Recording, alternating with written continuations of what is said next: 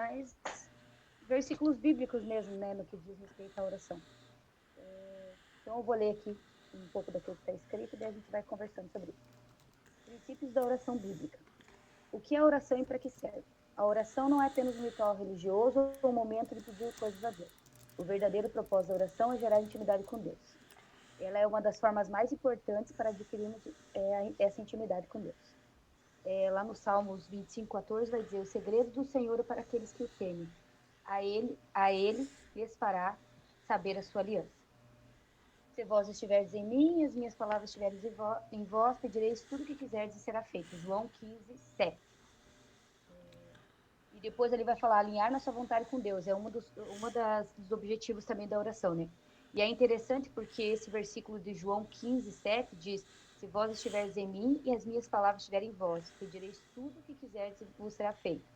E a gente tende a pegar o segundo pedaço do versículo, né, e dizer: pedirei tudo o que quiserdes e vos será feito.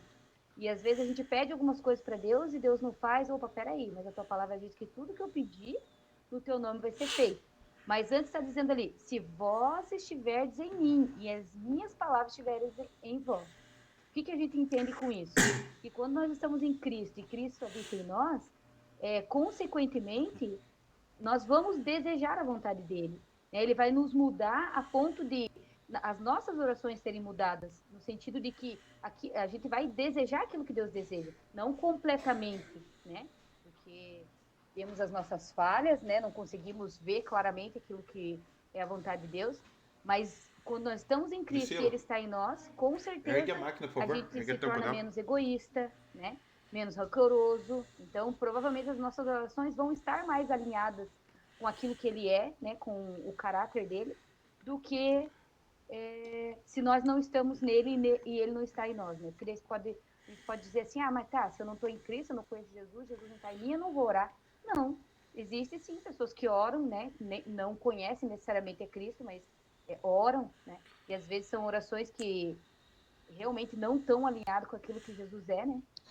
Orações sem misericórdia, muitas vezes, orações egoístas, né?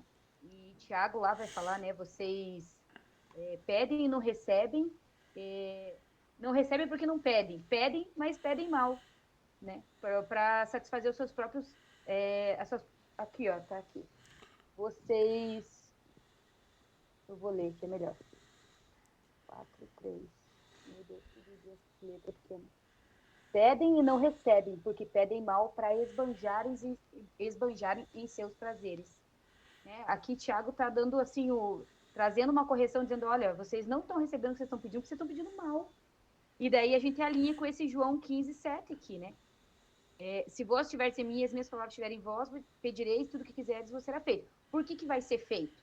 Porque eu estou nele, ele está em mim. Aí eu não vou pedir mal, como o Tiago está dizendo ali. Vocês pedem e não recebem, porque pedem mal, para vocês esbanjarem com aquilo que vocês querem, né? Com os seus próprios prazeres.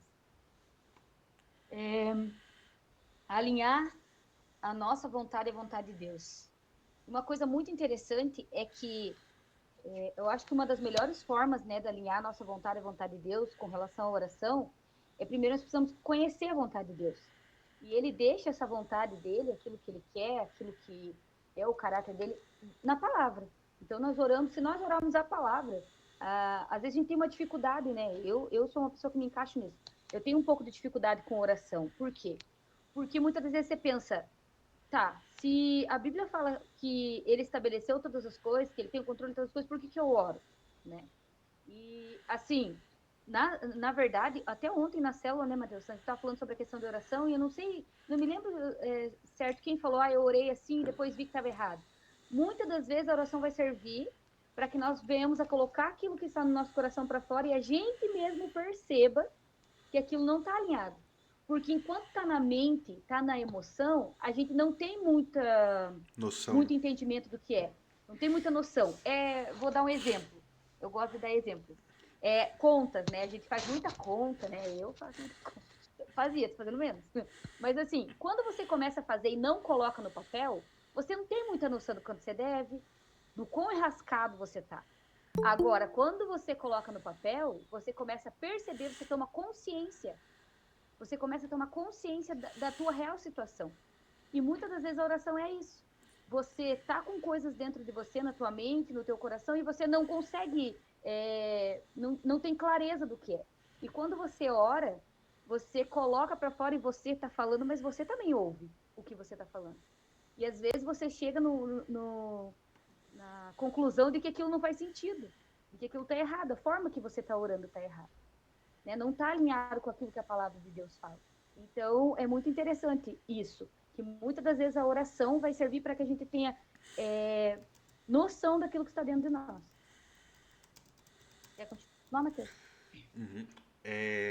Esse ponto aqui da oração, né, igual eu comentei ali no início, a ideia é a gente entender esse formato da oração como ela é demonstrada na Bíblia para nós. Né? E pode ser uma impressão talvez só minha, mas geralmente a gente fala, quando a gente se refere à oração, o que está guardado na nossa mente é só a visão de petições, né? De pedir coisas assim de uma maneira geral.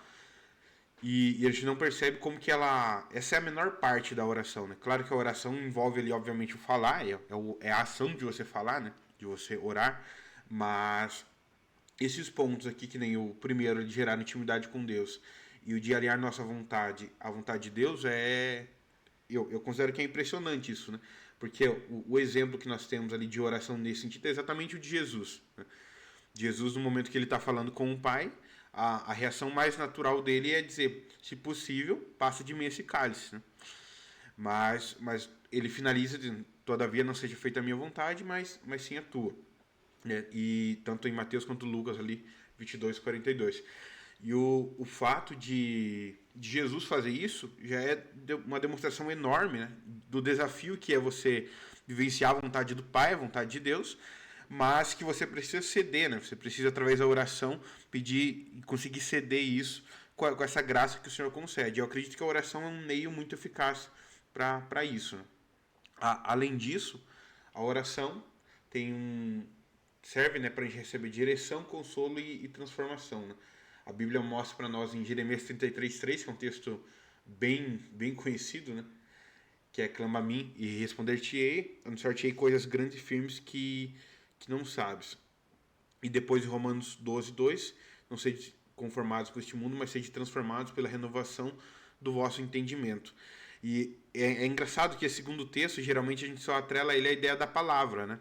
Mas a ideia da pregação, de que com a pregação você vai ter a mente transformada. Mas nós ignoramos que, na verdade, a nossa mente é transformada na medida em que nós nos relacionamos com Deus. Né? Então, quanto mais você se relaciona com Deus, através da oração, através da palavra, através da busca do Senhor, tudo isso está agindo ali no seu interior como uma transformação. Então, essa ideia da metamorfose que acontece ali em Romanos 12:2, essa transformação vem com uma vida inteira dedicada ao Senhor. Né? Não necessariamente só a palavra ou só a oração, mas todo esse esboço junto, tudo isso em conjunto é o que vai transformando, né, o nosso interior até nós ficarmos mais parecidos com Cristo. Então, na oração nós percebemos que há essa direção de Deus, Deus nos direciona em caminhos que nós devemos andar. O Senhor também nos consola, por vezes nós entramos em oração tão, digamos assim, arrebentado, né, triste, chateado, algo assim, e você encontra na oração esse conforto, esse consolo pelo Espírito Santo, né? Não é à toa que a palavra mais usada para se referir ao Espírito Santo é consolador também. Né? Então é exatamente essa ação que ele faz, e por vezes através da oração. E um outro ponto que é tão importante quanto, isso aqui eu acho que geralmente a gente não tem uma noção tão própria. Se eu perguntasse aqui para vocês hoje, né, por que nós devemos orar? Provavelmente a gente vai responder uma coisa ou outra e tudo mais, mas de uma maneira geral, eu acho que se a gente respondesse assim, porque Jesus mandou, já seria o suficiente no sentido bíblico da coisa. Né? Jesus mandou orar, nós precisamos orar. Mas é interessante, e aí no final a gente vai discutir algumas perguntas ali, mas é interessante como Deus nos entrega privilégios, né? Coisas assim que ele não precisa disso. Deus não precisa da oração. Assim como Deus não precisa da palavra, Deus não precisa da nossa adoração, mas tudo isso ele nos entrega como por bondade dele mesmo. Né? A oração é uma ferramenta que Deus entregou para nós, exatamente para nós nos aproximarmos dele. A palavra ele entregou para se revelar até nós. Né? E a adoração não é como se Deus fosse uma entidade carente que precisa de ter pessoas ali lhe afagando o ego, né? Mas na verdade ele nos concede essa honra, esse privilégio de nós fazermos isso. Então, quando você olha e considera que a oração é uma das formas de você participar desse mover de Deus na Terra, de você participar dessa ação de Deus na Terra, eu considero isso um ponto interessante, né? Através da oração nós participamos do que Deus está realizando.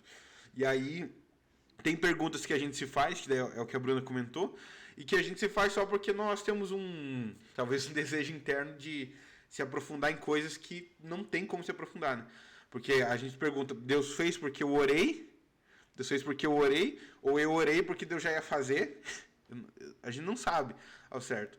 Mas o ponto é, tem uma ordenança, né? Tem uma ordenança falando para nós orarmos, e nós seguimos nisso, né? E é interessante que eu coloquei o texto de Ezequiel 22:30, onde Deus fala com Ezequiel, né? Falando, e busquei dentre eles um homem que estivesse tapando o muro. E ali era um contexto, só para vocês entenderem, que ele queria... Tá bom, Bruno. Ele queria exemplificar o contexto de ter alguém na brecha, né? Ter alguém disponível para ser usado por Deus. Era o contexto ali. E também em Tiago 5,16, a Bíblia diz: a oração feita por um justo pode muito em seus efeitos. Então, toda essa junção de textos que nós estamos falando aqui é para demonstrar o quê? Que há um poder, sim, na oração, né? Quando nós dizemos que há esse poder na oração, não é necessariamente na oração, mas em quem está ouvindo ela. Mas esse poder, né, esses efeitos que acontecem, é Deus nos permitindo participar desse movimento que Ele está fazendo em todo mundo. Então, perceba que nós temos a oportunidade aqui de orar, sei lá, pelos missionários que estão lá em outros países, né? E é uma oportunidade imensa que nós estamos orando, estamos intercedendo, e Deus está usando essas pessoas e trabalhando sobre elas lá em outros países, em outros locais. Ou seja, no caso do nosso vizinho, que a gente esteja orando por ele, e Deus está agindo sobre o vizinho que está ali do lado também. Então, é uma oportunidade que Deus nos dá, né, de participar do mover dele na terra. Então, esse é um dos motivos pelo qual nós devemos orar, muito mais do que só uma necessidade espiritual, que não é ruim que seja chamado assim, né? Uma necessidade espiritual, mas é uma oportunidade, né? É uma ação da graça de Deus que Ele nos entrega como um privilégio mesmo, né? A gente ter a oração e ter esse livre acesso à presença dEle. Bruna, quer inaugurar outro ponto ali? Da confissão? Do quê? Da confissão, né? Isso. Tá. Confissão dos pecados e reconhecimento de dependência. Né? É uma das do que é a oração também, né? Para que serve a oração, vamos dizer assim. Uma das coisas assim que a gente percebe que às vezes a gente não tem nem noção, né? De alguns pecados, algumas coisas, né? Acho que é o Salmo 19 que diz, né? Revela-me até aqueles que me são ocultos, né? E eu acho que na hora da oração, o Espírito Santo ele tem liberdade de trazer coisas que estão dentro do nosso coração que a gente nem tem noção que é pecado, né? A gente vai para a presença de Deus e nessa hora a gente muitas das vezes, não, na maioria das vezes, porque nós pecamos, nós somos constrangidos, né? E é muito interessante você perceber que nesse momento de comunhão com Deus, o Espírito Santo te traz os teus pecados, mas ele traz de uma forma com compaixão, com misericórdia, ele nos constrange, diferente da acusação, né? Que ela vem com tudo, vem para arrebentar, vem para tirar. Agora o Espírito Santo não, ele nos constrange, né? Então a oração é uma desses momentos onde a gente reconhece o nosso pecado, onde a gente alcança misericórdia, né? E esse reconhecimento de dependência você saber que sem ele, né? Jesus fala, né? Sem mim vocês não podem fazer nada. Ainda que nós tenhamos que reconhecer com a nossa mente e pedir para o Espírito Santo traga essa revelação. Porque uma coisa é você saber que você não pode nada sem ele. Outra coisa é o Espírito trazer essa revelação de que realmente você é incapaz de qualquer coisa sem ele. Por que eu digo isso? Porque muitas das vezes não, todos nós aqui temos nossas habilidades, né? Mas agora nós precisamos reconhecer que essas habilidades foram dadas por ele. Então, por isso que ele diz, sem mim nada podeis fazer. Ah, não, mas eu posso fazer isso aqui. Mas você só pode porque eu te dei esse dom, eu derramei graça sobre a Capacitou. tua vida. Né? Te capacitei. Então, é nessa hora que você começa, né? Eu acredito que todo mundo, você vai para a presença de Deus, não é que ele te diminui, mas é como se ele abrisse os teus olhos para você ver o quanto você é pequeno. E aí agora eu não sei se é que ele abre os nossos olhos para ver o quanto a gente é pequeno, ou abre os nossos olhos para ver o quanto ele é grande. E dentro dessa grandeza dele, a gente acaba ficando pequeno. Né? E não é uma coisa ruim, é uma coisa boa. Porque não é um diminuir, não é um se diminuir, é eu ver a grandeza dele. Né? E eu acho muito interessante, eu sempre lembro da passagem de Moisés, porque a Bíblia fala que Moisés, né, quando desceu do monte, lá eu não vou falar a palavra, mas mais ou menos o que aconteceu. Ele desceu, viu o bezerro, né, ele ficou muito irado, e ele mesmo chamou alguns dos sacerdotes e eles eliminaram uma boa parte do povo ali. Ele estava muito irado. Mas quando ele vai para a presença de Deus, daí vamos pensar na oração como entrar na presença de Deus. Não necessariamente sempre assim, mas vamos pensar na oração como entrar na presença de Deus. Quando ele vai para a presença de Deus e Deus diz assim, eu vou matar todo mundo e através de você eu vou levantar uma descendência, e a Bíblia diz que ele fala assim, não, Senhor, não faça isso. Então, o que eu quero dizer aqui é que muitas das vezes nós estamos com raiva, nós estamos magoados, chateados, mas quando nós realmente vamos para a presença de Deus, Deus muda o nosso coração. Daí entra dentro daquilo que a gente estava falando ali no começo, de se pedirmos conforme, né? Não é se pedires conforme. Ali ele está dizendo assim, né? Se estiverdes em mim e as minhas palavras estiverem em vós, pedireis tudo o que quiserdes e vos será feito.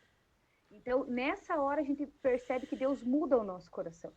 Porque a gente vai à presença dele, porque a gente ora, porque a gente reconhece, né, que é falho, reconhece que está com raiva, reconhece que está magoado, que está chateado. Então, não tem lugar melhor para a gente abrir as nossas fraquezas do que na presença de Deus. E ali, além dele nos perdoar, ele nos fortalece.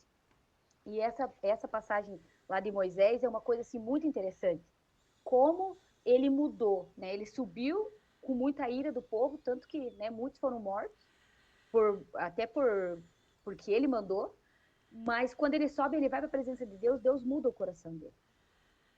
Então, eu vejo assim, como a oração faz diferença no nosso dia a dia, nos nossos relacionamentos, nas nossas tomadas de decisão. Onde que a gente estava lá, Matheus? Agora é adoração ao Senhor ali, né? Ah, tá, adoração ao Senhor. É,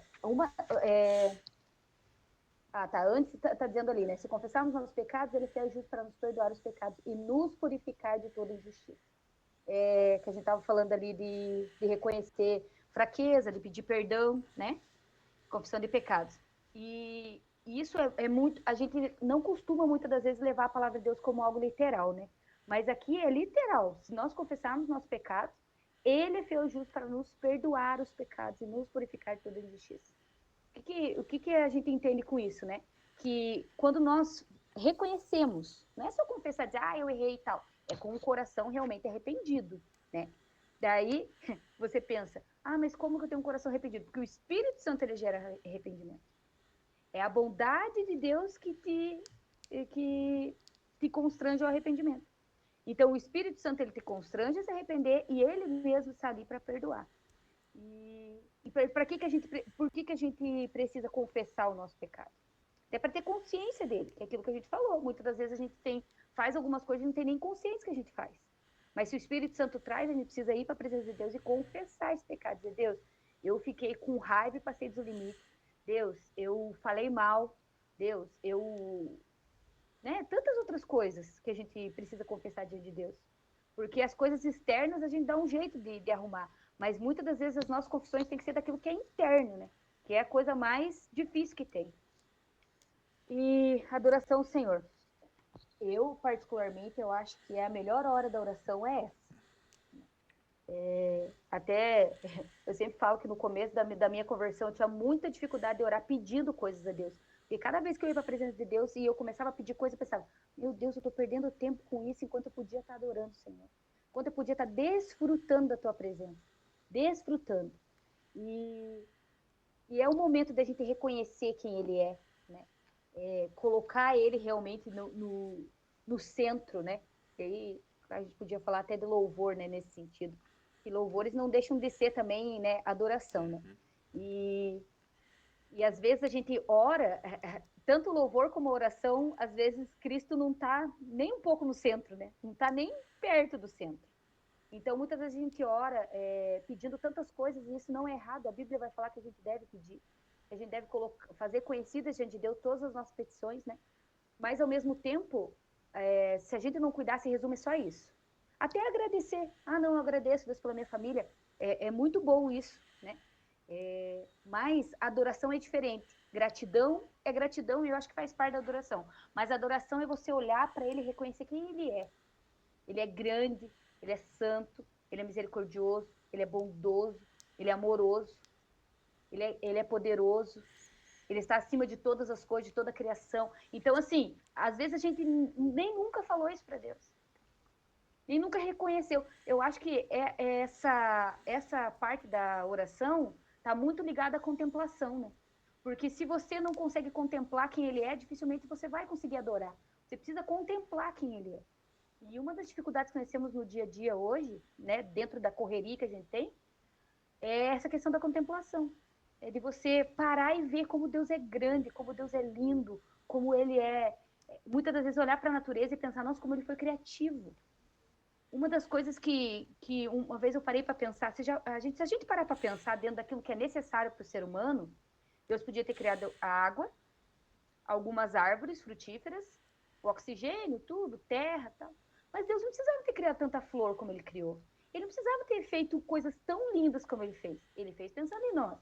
E a Bíblia diz que ele se revela através da criação. Então, quando nós olhamos para a criação e contemplamos, né, como que eu falo com o pessoal a criatividade, né, os detalhes de Deus na criação, eu penso que é para que a gente pudesse ver ele através da criação.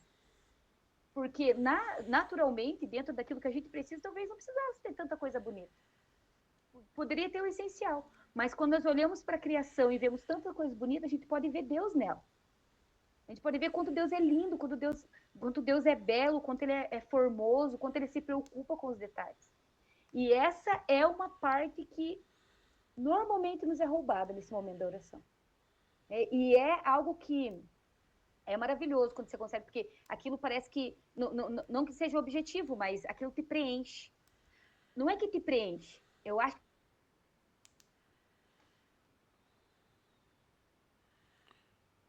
Eu acho que caiu a internet da Bruna.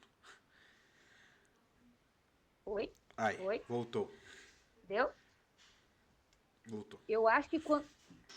Posso continuar? Uhum. Deu? Estão ouvindo? Ouvido. Eu acho que quando nós adoramos a Deus e conseguimos contemplar Ele, eu acho que a gente, de certa forma, a gente consegue entender, ser um pouco mais pleno como Deus nos fez. Porque foi para isso que a gente foi criado. Então, é uma parte, assim, essencial, eu acredito, porque isso tira um pouco dos olhos de nós, do mundo, da situação, das pessoas, e coloca os olhos nele. Eu não sei se vocês percebem, mas para mim, tem uma diferença tão grande quando uma música ela fala dos atributos de Deus, de quem Deus é, do quão grande ele é, que nem aquela música que diz, né? Grande é o Senhor e muito digno de louvor. Então você começa a ver que essas coisas que exaltam a Deus, que trazem os atributos dele, elas geram uma adoração mais sincera, mais espontânea, vamos dizer assim. Mas quando tanto a oração quanto a adoração, o louvor, está muito voltado para o homem, ainda que seja aquilo que Deus fez pelo homem, aquilo que o homem passou, a gente começa a voltar os nossos olhos para nós novamente. Então a gente precisa desse tempo de oração, de adoração, para contemplar Deus, para ver como Ele é grande, como Ele é maravilhoso, e reconhecer com nossos lábios. A Bíblia diz que tudo que tem fôlego louve o Senhor. Então, é reconhecer com os nossos lábios o quanto Ele é tudo isso. Né? E a Bíblia está cheia ali de salmos e tantos textos que vão falar como Ele é. Né? E eu acho que se a gente não sabe, tipo, não tem essa facilidade, de repente a gente pode pegar salmos e dizer, Deus, me ensina através dos salmos. Me ensina como te adorar, me ensina como como elogiar o Senhor, como ver o Senhor em todas as coisas, né? Quer continuar, Matheus? Emendando esse ponto ainda da adoração aí, né? É importante para a gente ter essa noção, né, de que tudo que nós estamos falando aqui é a ideia de que haja uma mudança prática, né, na nossa forma de orar mesmo. Né? Porque acontece muito da gente geralmente não ter essa consciência. Em algum grau a gente vai meio que levando a oração só no sentido de sentimento, sensação ali, e ignora esses que são fatos assim literais que devem estar presentes ali, né? A gente precisa ter noção assim, quando a gente fala de adoração, oração, louvor, tudo isso tá a gente separa só por temática, né? Só por didática, para facilitar. Mas no final das contas, tudo está desembocando na mesma ideia de você viver uma vida com Deus, seja na oração, na adoração, no louvor, a gratidão e tudo em conjunto, né? Então, a gente precisa ter essa noção assim de que a todo momento a nossa vida, de uma maneira geral, tem que resplandecer essa adoração. E a oração não é diferente, né? A ideia é exatamente quando Jesus diz lá na oração do Pai Nosso, Pai Nosso, seja santificado seja o teu nome, essa ideia do santificado seja o teu nome é tornar o nome de Deus santo. Não é como se eu pudesse fazer Deus ficar mais santo ou não, através do que eu faço necessariamente. Mas é exatamente de eu falar a respeito dessa santidade que ele já possui. Então, esse é o exemplo, né, que Jesus dá ali. E nós temos também a questão aqui de uma das coisas que precisa acontecer é a rendição à vontade de Deus. Né? Jesus, também na oração do Pai Nosso, ele ensina para nós sobre o seja feita a tua vontade, né? Aqui na terra como no céu. E aqui é um grande desafio, né? A gente já falou sobre isso algumas vezes, mas é um desafio imenso você orar pedindo que seja feita a vontade de Deus, porque acho que por dois motivos, né? Primeiro, porque por vezes você não sabe qual é a vontade de Deus, e então é difícil você orar por uma coisa que você não faz noção do que é, né? E pode ser uma coisa totalmente contrária do que você quer. E, em segundo lugar, às vezes você sabe, e aí isso fica pior ainda, né? Porque você sabe que é totalmente o oposto do que você quer fazer. Então, é difícil, né? Eu acho que provavelmente eu já citei isso aqui algumas vezes quando a gente fala desse contexto, mas eu me lembro assim de vezes que quando eu fui diante de Deus, né, na oração, eu ia cheio de razão, né? Na verdade, não era. A ideia inicial não era ser uma oração, era um processo judicial onde eu ia apresentar toda uma contestação jurídica ali do porquê que eu estava certo. Né? Era a minha petição inicial, no termo jurídico. E o problema é que no meio da oração, Deus vai falando com você e aí acontece todo esse fluxo que a gente está falando, né? As suas certezas começam a ir embora, você começa a perceber que você está mais errado do que certo, começa a ter uma mudança ali no meio da oração, e no final eu sei que eu saí desistindo da ação, falando, pode cancelar o processo que senão eu que vou ser acusado, na verdade. Então, a lógica da oração é exatamente essa, né? De que, não só essa, mas quando nós nos rendemos à vontade de Deus, é você entender que, por vezes, você pode até na lógica ou na parte literal estar certo em algum grau. Mas é que o cristianismo, né, e o evangelho de uma maneira geral não tem necessariamente a ver com quando você está certo ou não. Né? Tem práticas que estão muito diferentes disso. Um exemplo é quando alguém te faz determinado mal. Você olha, em qualquer grau que seja, né? Mas a pessoa fez aquilo para você e vai ser justo você olhar e falar, poxa, essa pessoa me fez mal. Eu não quero... Aí entra na questão do perdão, né? Mas, por exemplo, não quero perdoar ela por X, Y, Z. Talvez é justo diante da nossa mente, né? De você olhar e falar assim, não, eu não devo perdoar por X, Y, Z, eu não quero fazer por tal motivo. Mas não tem a ver com essa sensação de justiça ou não, né? Mas tem a ver daí de você olhar exatamente para Deus e para o que Ele fez. Porque também, pensando apenas no argumento de mérito e justiça, não seria justo Cristo pagar o preço pelos nossos pecados. Né? Não faz sentido Ele pagar por algo que não foi Ele quem cometeu. Mas Ele faz isso, né? Ele faz isso de maneira autônoma, por amor, né? Então, quando você olha para isso, você percebe que Deus faz exatamente isso, né? Ele nos confronta na oração ali e nos leva a entender que não é uma discussão sobre os nossos méritos, sobre a nossa justiça, mas sim um entendimento de que nós precisamos fazer aquilo que está debaixo da vontade dele. Isso não é fácil, né? Muitas vezes, na verdade, é exatamente o oposto, mas é uma rendição, né? Realmente nós rendemos nosso coração buscando que nosso coração se alinhe com o de Deus. E para isso, né, tem ali em Mateus 6,10 Jesus falando isso, né? Venha o teu reino, seja feita a tua vontade, assim na terra como nos céus. E depois tem Isaías 55,8, né? Que é uma declaração de Deus ali: os meus pensamentos não são os vossos pensamentos, nem os vossos caminhos, os meus caminhos, diz o Senhor. Né? E dentro desse contexto, é exatamente ali, seria mais um apelo, talvez específico no contexto a Israel, inclusive no contexto, né? O versículo 6 fala sobre o buscar a Deus, né? Então, e invocar o nome do Senhor. Então, toda a ideia ali do texto de Isaías está se referindo a um contexto onde você precisa buscar o Senhor e ceder o coração a Ele, né? Se realmente se render, entender que isso que ele está falando, os pensamentos de Deus por vezes são diferentes dos nossos, a maior parte das vezes. Né? E aí nós entendemos que na oração nós precisamos ceder, né, diante dessa vontade de Deus e nos acostumarmos a orar pedindo que o Senhor alinhe o nosso coração com o dele, né? Alinhe a nossa mente com a dele também. E aí nós temos aqui o agradecimento, que o momento de ação de dar graças, né, que a Bruna comentou isso aqui também. E esse aqui é um texto bem conhecido, né, Tessalonicenses 5,18, que diz: em tudo dai graças, porque essa é a vontade de Deus em Cristo Jesus para convosco. Né?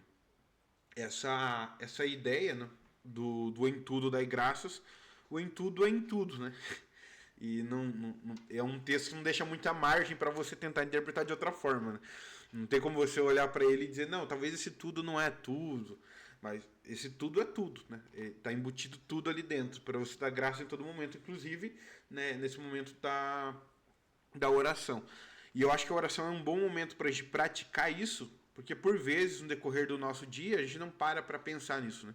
A gente não para pensar tudo que aconteceu no dia, seja de bom ou de ruim, tudo que se passou. Então, no momento da oração, quando você separa e fala, vou falar com Deus, vou buscar o Senhor, você se dedicar a entender, né, tudo que Deus fez durante aquele dia, durante sua vida, e agradecer a Ele por isso é extremamente bom. Né?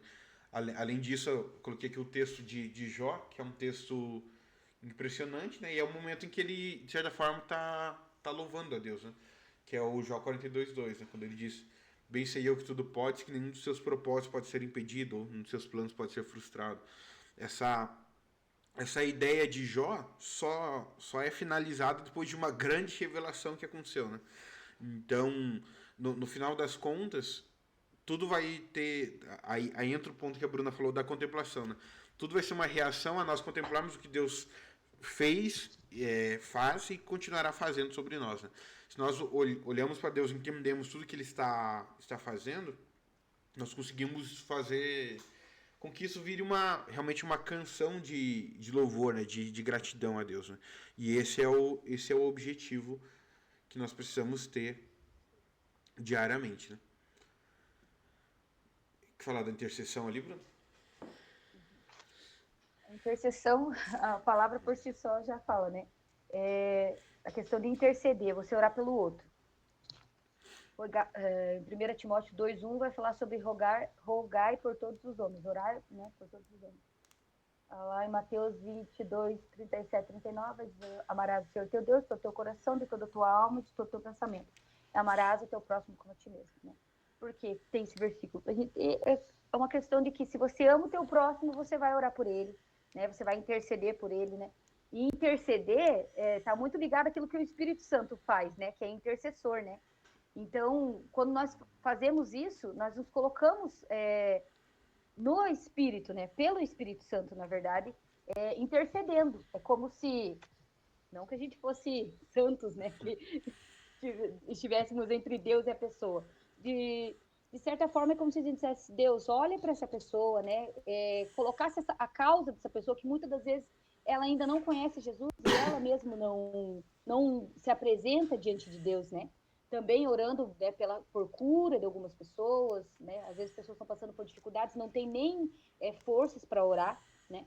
Claro que se a pessoa também está em Cristo, está caminhando bem e Deus quer que a gente ore, Ele vai nos incomodar e nos levar a orar.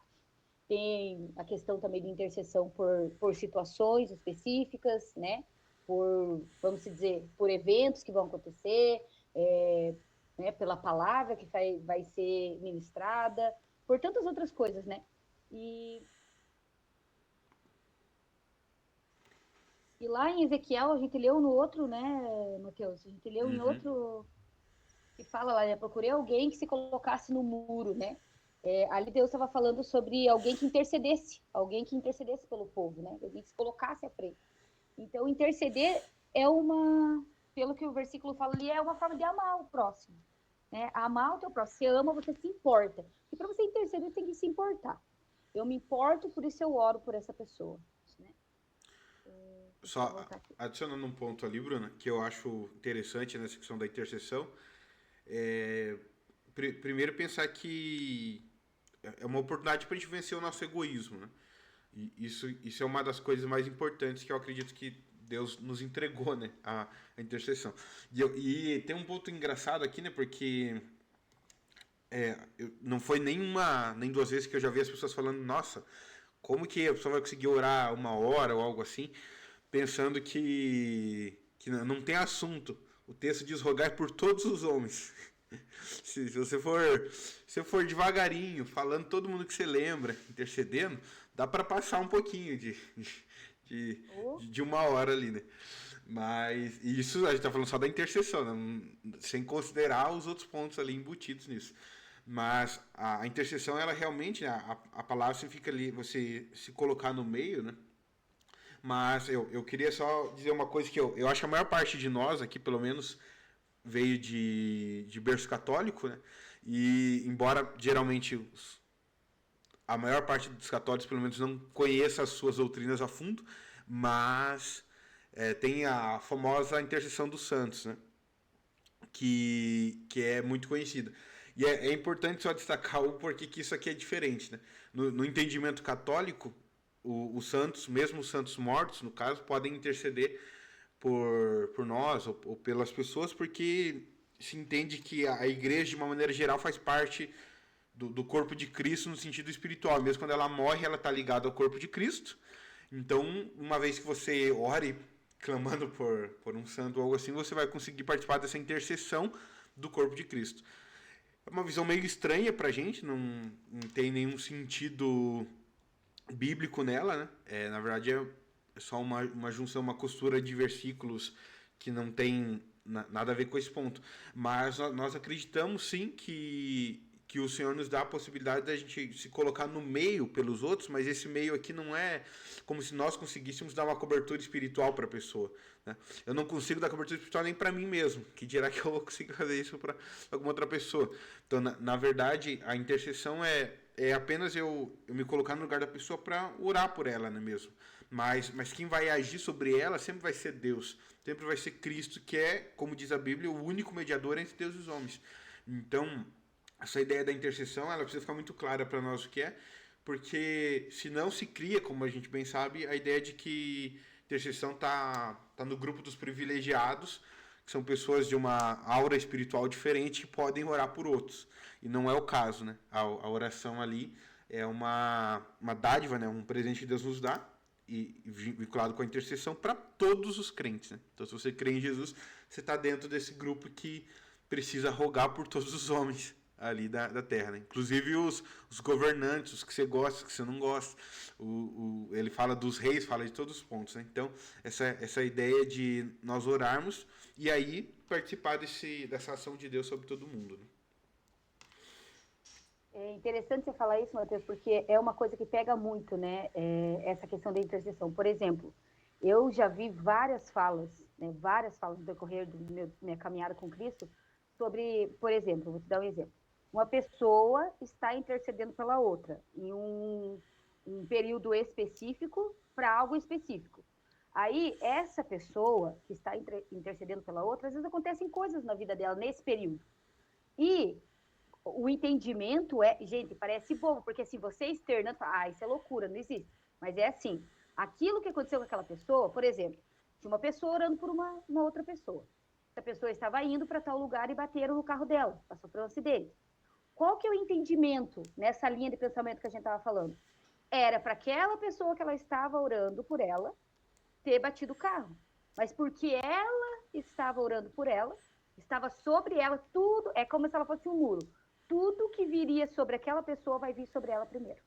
Aí, a Bíblia não sustenta isso. Por quê? Porque se você parar para pensar, vamos se dizer que aquilo tivesse acontecido, não estou dizendo que é o caso, mas vamos se dizer que aquilo tivesse acontecido, a Bíblia diz: o salário do pecado é a morte e tudo que a gente faz tem essa consequência. Então vamos se dizer que isso era uma consequência de um erro da pessoa. Eu não acredito nisso, mas vamos se dizer. Então, aquela pessoa que estava orando pelaquela pessoa vai pagar pelo erro daquela pessoa que ela estava orando. Nessa linha de pensamento. Agora, o inimigo estava preparando algo para aquela pessoa que estava sendo coberta em oração. Mas, como aquela pessoa se colocou no lugar dela em oração, ele vai atacar essa pessoa. Tipo, não tem lógica. Pela Bíblia não se sustenta. Só que, o que acontece? A gente vai escutando isso muitas vezes, muitas vezes, muitas vezes. E, às vezes, alguns sinais, entre aspas, acontecem nesse meio tempo que corroboram para esse tipo de narrativa. E daí, isso acaba, tantas vezes falado, você acaba acreditando.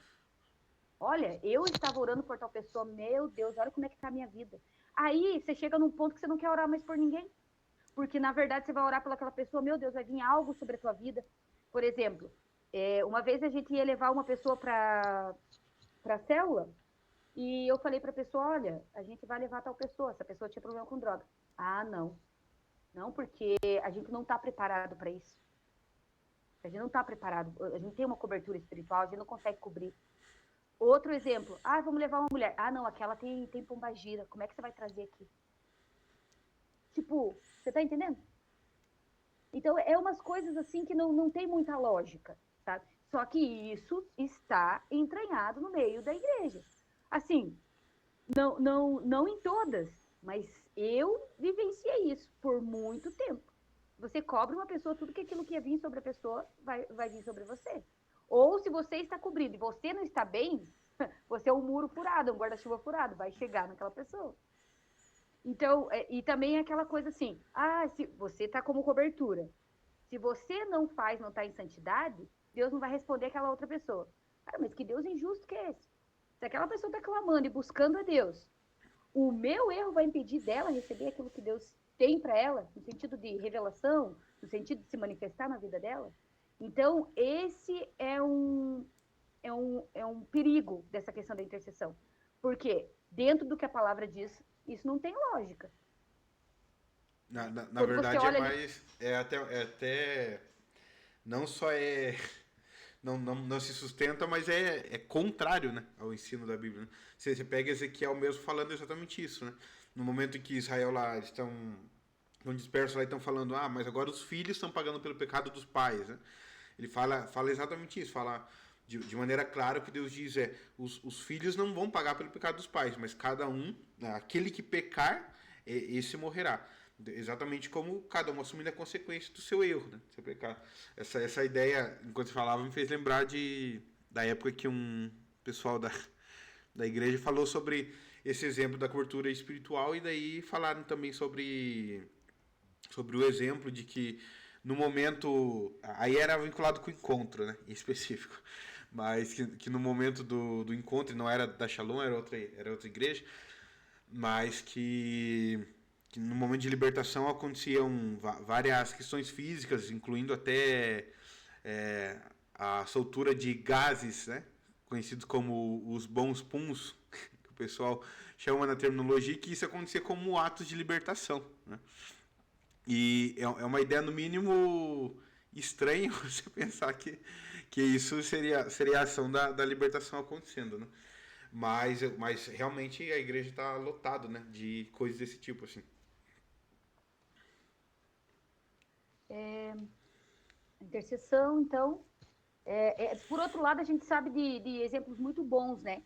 de às vezes Deus despertar pessoas para orar por pessoas do outro lado do mundo, né? E depois, né, às vezes consegue uma conexão e dizer, olha, realmente estava acontecendo tal coisa, e orou, né, a pessoa orou.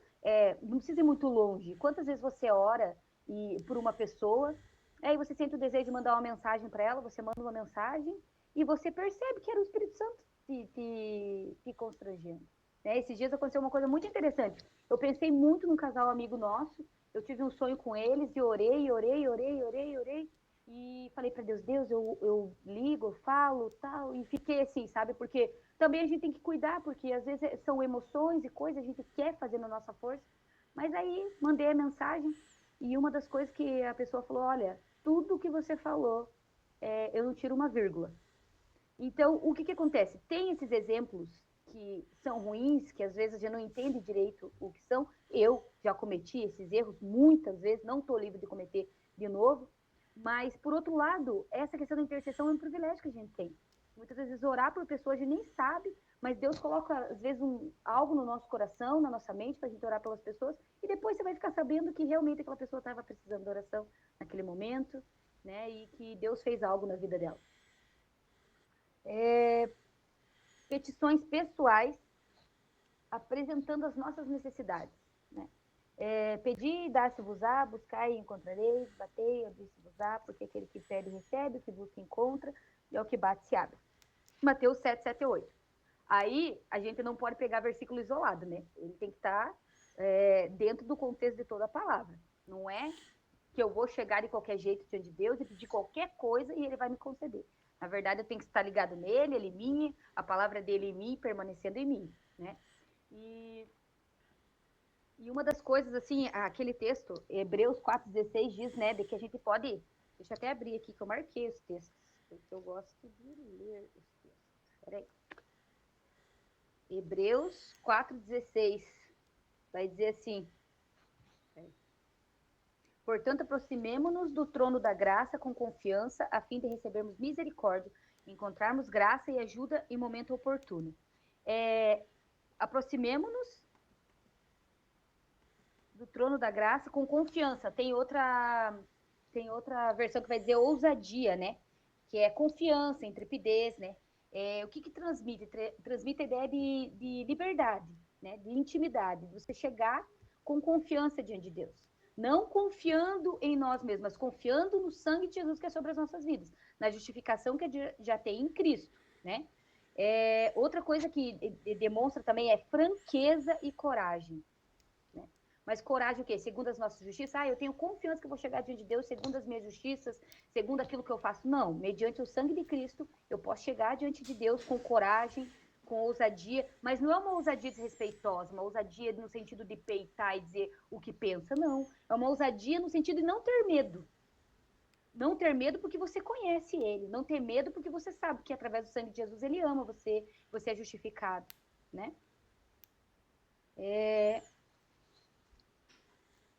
Também vai ter outro versículo, eu não me lembro a referência, Mateus, mas que fala lá, né? Fazei conhecidas, Filipenses, eu acho, né?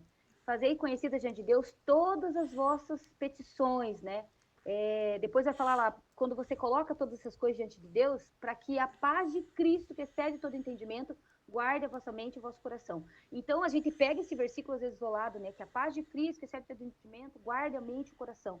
Mas, para isso, a gente precisa fazer conhecida diante de Deus todas essas coisas. Todas as nossas petições. Né? E às vezes, eu falo por mim, né? Às vezes é mais fácil a gente ir lá e dar um jeito do que apresentar em oração diante de Deus. Quer ver uma coisa específica? Ministério. Né? A gente sabe mais ou menos como é que funciona. Você sabe que você tem que preparar. No caso, vou dar o exemplo do MIT. Você sabe que você tem que preparar a lição, você sabe que você tem que se preparar, ler a palavra, isso, aquilo, né? E às vezes, você está tão no automático que você faz e acaba não orando especificamente por aquilo, né? E eu nem estou dizendo que é errado, mas é uma coisa que você poderia fazer que com certeza te ajudaria muito mais. Por exemplo, né? Tem um ditado de Abraham Lincoln que fala, né? Se eu tivesse 6 horas para derrubar uma árvore, eu passaria as primeiras 4 horas afiando o machado. Né? Então, vamos dizer assim, que afiar o machado seja orar. As coisas fluiriam com mais graça de dentro de nós. coisas não seriam, às vezes, tão dificultosas, né? Porque a gente encontraria, a gente pediria auxílio e ele nos auxiliaria. Não que, de certa forma, ele não faça isso. Mas uma coisa é ele te ajudar porque ele é o ajudador. Outra coisa é você reconhecer que precisa da ajuda dele, nessa dependência. Eu acredito que é como se, eu entendo, não sei nem se tem uma base bíblica para isso, mas assim, é como se as coisas fluíssem de maneira mais graciosa, mais tranquila, mais natural, sabe? Orar em nome de Jesus. Não temos mérito próprio de acessar o Pai, mas oramos com confiança porque temos um mediador, Cristo. Que é o que eu estava falando aqui da questão de Hebreus 4,16, né? Ali vai dar outra referência, que é João 14,13. E tudo que pedires em meu nome eu farei, para que o Pai seja glorificado no Filho. Claro que a gente tem que pensar ali. Jesus está falando para todas as pessoas, tudo que vocês pedirem em meu nome eu vos farei? Não. Ele está falando para discípulos. Né? Ele estava falando para pessoas que tinham um compromisso com ele. Então, é diferente. Não podemos pegar alguém pegar um versículo e dizer assim, mas a Bíblia diz que tudo que eu pedir em nome de Jesus ele vai fazer. Peraí, ele estava falando para pessoas que conheciam ele. Ele estava falando para discípulos. Né? E tem todo um contexto antes e depois. Né? Não dá para pegar isolados assim.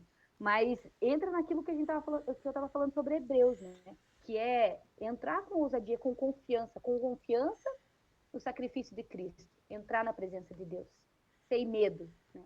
A gente vai lembrar lá do povo no deserto. O povo tinha medo de entrar na presença de Deus, ainda que Deus não tivesse chamado. Ele queria que Moisés entrasse por ele. Agora, hoje, nós podemos entrar na presença de Deus sem medo. Mas por quê? Para isso existe a questão de que você tem que conhecer a Deus. Porque se eu conheço a Deus como um Deus irado, o tempo todo irado, existe a ira de Deus. A gente não pode dizer que não existe a ira de Deus, porque existe. Mas se eu conheço a Deus como um Deus irado, um Deus que está pronto a me castigar, que um Deus que está olhando para as minhas falhas, somente para as minhas falhas, dificilmente eu vou querer entrar na presença dele. De um Deus que muitas das vezes só está esperando eu pedir alguma coisa para dizer que não. Né? Eu não sei, mas muitas das vezes os traumas da nossa vida nos faz olhar para Deus com uma lente distorcida. Por exemplo, eu tinha muita dificuldade de orar pedindo coisas para Deus. Na verdade, eu tenho ainda, vou ser bem sincero. Pedindo coisas para Deus, porque eu pensava assim, eu sempre tive figuras masculinas que se soubessem, no caso, quem estava no lugar de pai lá, se soubesse o que eu e os meus irmãos queriam, eles faziam o contrário, simplesmente para mostrar que mandava e, tipo assim, tirar o prazer que a gente tinha. E daí, quantas vezes eu tinha dificuldade de pedir para Deus aquilo que eu pensava, porque eu pensava, Deus não vai querer fazer o que eu quero. Provavelmente, olha a mentalidade, provavelmente aquilo que eu quero não é o que Deus quer. E provavelmente aquilo que Deus quer não vai ser fácil para mim e não é o que eu quero. Né? E são fortalezas